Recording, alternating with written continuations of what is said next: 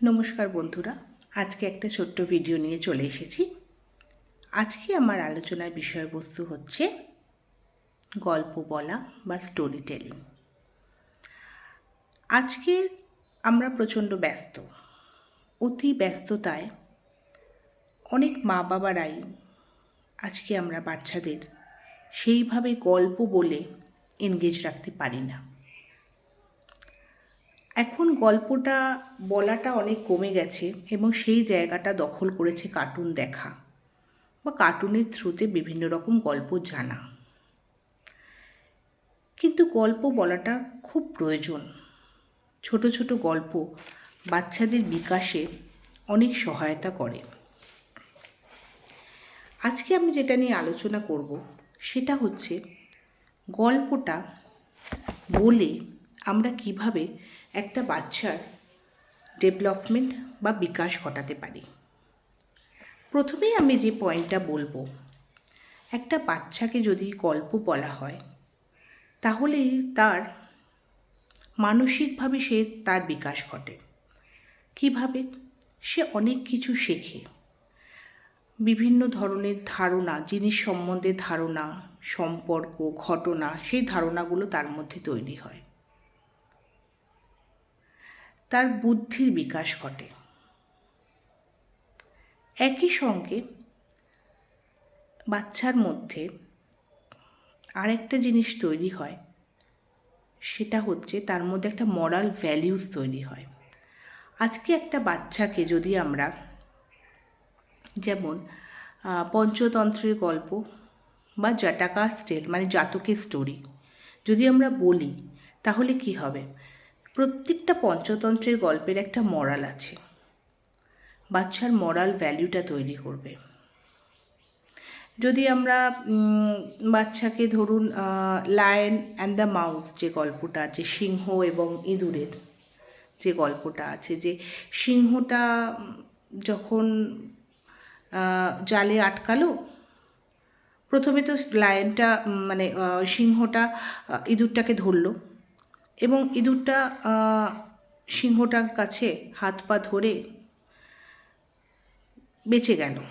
সিংহটা ওকে খেলো না এবং পরবর্তীকালে যখন সিংহটা বিপদে পড়ল, তখন ওই ছোট্ট ইঁদুরটা কিন্তু জালটা কেটে সিংহটাকে রক্ষা করলো। এটা থেকে কি আমরা শিখলাম বা আমরা কি জানলাম? যে খুব ছোট মানুষও কিন্তু আমাদের এক সময় অনেক প্রয়োজনে লাগতে পারে, আমাদের অনেক সাহায্য করতে পারে। একটা বাচ্চাকে যখন আমরা এই স্টোরিটা বলবো এবং তার মরালটা যখন আমি তাকে বলবো, তখন বাচ্চাটার এই মরাল ভ্যালুটা গ্রো করবে। কাউকেই সে কিন্তু খুব একটা অনীহার চোখে দেখবে না। এতটুকু তার মধ্যে তৈরি হয়ে যাবে যে জীবনে যে কোনো অবস্থাতে যে কোনো মানুষের কাছে কিন্তু সে সাহায্য পেতে পারে এবং সেও কিন্তু সাবলীলভাবে যে কোনো কাউকে সাহায্য করতে পারবে। একইভাবে শুধু মরাল ভ্যালু, মানসিক বিকাশ, চারিত্রিক বিকাশ নয়, বাচ্চার মধ্যে শব্দভাণ্ডার তৈরি হবে। অনেক নতুন কথা সে জানবে, নতুন শব্দ সে শিখবে, সেই শব্দগুলো সে বলতে পারবে। ছোট ছোট বাচ্চা ধরুন 1 বছর, 2 বছর, 3 বছর, তাদের শব্দভাণ্ডারে কতগুলো শব্দ থাকবে? 250, 300। কিন্তু যখন আমরা তাদের বিভিন্ন ধরনের স্টোরি বলবো, গল্প বলবো, তখন কিন্তু তাদের শব্দভাণ্ডারটা অনেকটা বেড়ে যাবে। পারিপার্শ্বিক প্রত্যেকটা জিনিসকে তারা চিনতে শিখবে, তারা ইম্যাজিন করতে পারবে, কল্পনা শক্তি বাড়বে। মানে আপনি যদি রাজা রানীর গল্প করেন, তাহলে কিন্তু ও মনে মনে সেই রাজা রানীর চরিত্রটা, তাদের দৈহিক যে বৈশিষ্ট্য বা দৈহিক আকার আচরণ কেমন হবে, তাদের একটা ইম্যাজিনেশন তাদের মধ্যে তৈরি হবে। সে ভাববে রাজা রানীটা কেমন দেখতে হতে পারে, তারা কীরকম সাজগোজ করতে পারে, বিভিন্ন ধরনের। এবং একটা জিনিস লক্ষ্য করবেন, যখন বাচ্চার সঙ্গে একটু সময় দিয়ে বিভিন্ন ধরনের স্টোরি আপনারা বলবেন, আপনার সঙ্গে বাচ্চার একটা ভীষণ সুন্দর বন্ডিং তৈরি হবে।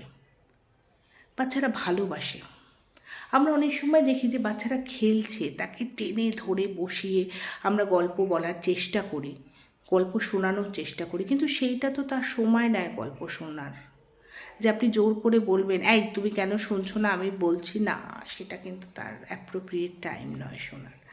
সুতরাং আমাকে দেখতে হবে বাচ্চাটা কখন গল্প শোনার মতো অবস্থায় রয়েছে। যেমন ধরুন, বাচ্চারা ঘুমাতে যাওয়ার আগে তাদের শরীরটা কিন্তু একটু ছেড়ে দেয়, খুব টায়ার্ড থাকে। সেই সময় যদি আপনি আস্তে আস্তে দুটো একটা গল্প বলেন, আস্তে আস্তে ও চোখটা বন্ধ করে ঘুমিয়ে পড়বে। মানে সেটা ওর এক্স্যাক্ট টাইম গল্প শোনার। একইভাবে ধরুন বাচ্চা খেলার সময় খুব আস্তে আস্তে কিছু নিয়ে খেলছে, তখন আমরা বলতে পারি কিছু একটা ছোটোখাটো কিছু একটা গল্প, যদি অনেক সময় বাচ্চারা শোনে সেটা মন দিয়ে। সুতরাং যখন সে খুব কাম অ্যান্ড কোজি, খুব শান্তভাবে থাকবে, সেই সময় আমার মনে হয় বাচ্চার সঙ্গে গল্প করলে অনেক বেশি ফলপ্রদ হবে। দেখুন, আজকালকার কর্মব্যস্ততায় অবশ্যই কার্টুন দেখুক বাচ্চারা, কার্টুনের থেকে বিভিন্ন গল্প জানুক, কিন্তু আমাদের প্রত্যেকেরই একটা স্পেসিফিক টাইম, সপ্তাহে অন্তত কিছুটা সময় বাচ্চাদেরকে দেওয়া উচিত। তাদের সঙ্গে আমাদের কথাবার্তার আদান প্রদানের সঙ্গে সঙ্গে তাদের যদি ছোট ছোট একটু গল্প টল্প বলা হয়, তাহলে আমাদের মধ্যে একটা সুন্দর একটা বন্ধন তৈরি হবে বাচ্চার সঙ্গে মা বাবার। তাই গল্প বলাটার দরকার আছে। তবে গল্পের একটু টাইমটা দেখার প্রয়োজন আছে। যেমন ধরুন, বাচ্চাদের যখন গল্প বলার প্রয়োজন আছে, সেটা অবশ্যই বেড টাইম। কারণ বেড টাইমের সময় বাচ্চারা একটু একদম চুপচাপ থাকে, তারা একটু টায়ার্ড থাকে, তারা আস্তে আস্তে জিনিসগুলো শুনবে। কিন্তু যখনই বাচ্চার বয়স 3 বছর থেকে 5 বছর হয়ে যাবে, একটু বড় হয়ে যাবে, তখন কিন্তু সে বেশ বসে গল্প শুনবে। মানে একদম ছোট বাচ্চাদের ক্ষেত্রে খুব 3-5 বছরের বাচ্চাদেরও বেড টাইমে আপনি গল্প বলতে পারেন। আর একদম ছোট বাচ্চাদের বেড টাইমের সঙ্গে সঙ্গে আরেকটা যেটা করা যায়, ওরা যখন প্লে টাইমটা থাকে, মানে যখন ওরা বিভিন্ন জিনিস নিয়ে খেলে, সেই সময় ওদেরকে একটু গল্প বলে অনেক সময় ওরা শোনে।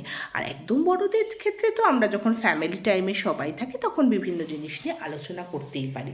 তাহলে বলা যেতে পারে যে গল্পের মানুষের চরিত্র গঠনে বা একটা বাচ্চার চরিত্র গঠনে গল্প একটা গুরুত্বপূর্ণ ভূমিকা গ্রহণ করে।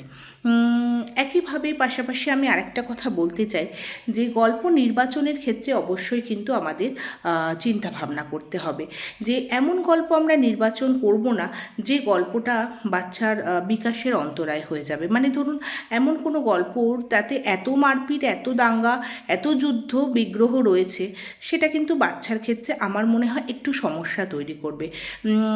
ফ্যান্টাসি বাচ্চারা ভালোবাসে, কিন্তু ফ্যান্টাসি এত ক্রিয়েট করারও দরকার নেই যে তার চিন্তা ভাবনাটা পুরোটাই ইম্যাজিনারি ওয়ার্ল্ডে থেকে যায়।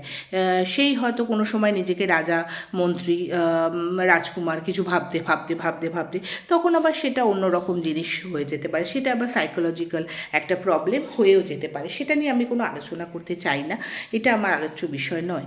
তো সুতরাং গল্পের ক্ষেত্রে একটা চিন্তা ভাবনা করে গল্প নির্বাচন এবং যথাযথ টাইমে গল্প যদি বাচ্চাকে বলা হয়, অবশ্যই সেটা বাচ্চার বিকাশের ক্ষেত্রে অনেক সাহায্য করবে।